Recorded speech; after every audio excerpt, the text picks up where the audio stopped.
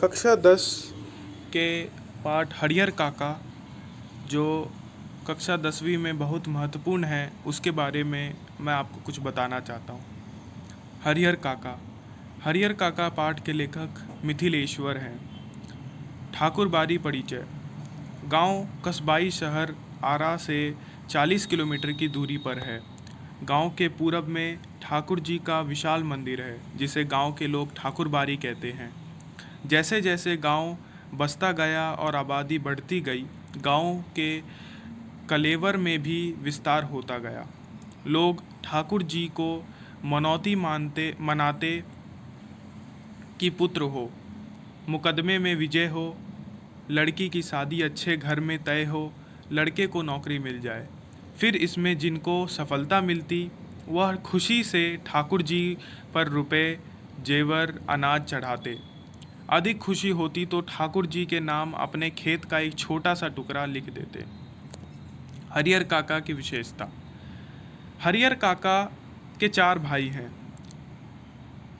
हरिहर काका चार भाई हैं, सबकी शादी हो चुकी है। हरिहर काका के अलावा सबके बाल बच्चे हैं। बड़े और छोटे भाई के लड़के काफ़ी सयाने हो गए हैं। दो की शादियां हो गई है। उनमें से एक पढ़ लिख कर शहर में किसी दफ्तर में क्लर्की करने लगा है, लेकिन हरिहर काका की अपनी देह से कोई औलाद नहीं है। भाइयों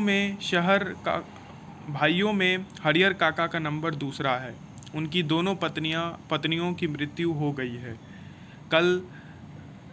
कुल 60 बीघा भूमि है, जिनमें से हरिहर काका की 15 बीघा जमीन है। महंत की विशेषताएं। प्रवचन देने वाला महंत है, कुशल वक्ता महंत है, लोभी महंत है, हिंसक स्वभाव वाला महंत है, कठनी में अंतर महंत है।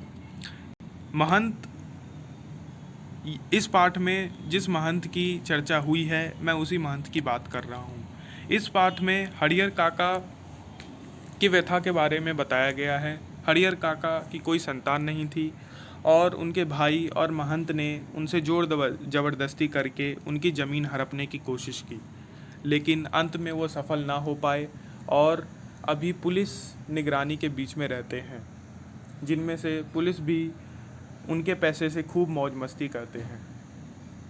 तो यह बस इस पाठ का एक छोटा सा इंट्रोडक्शन था, ताकि इस पाठ का माइंड मैप आपके दिमाग में तैयार हो जाए। धन्यवाद।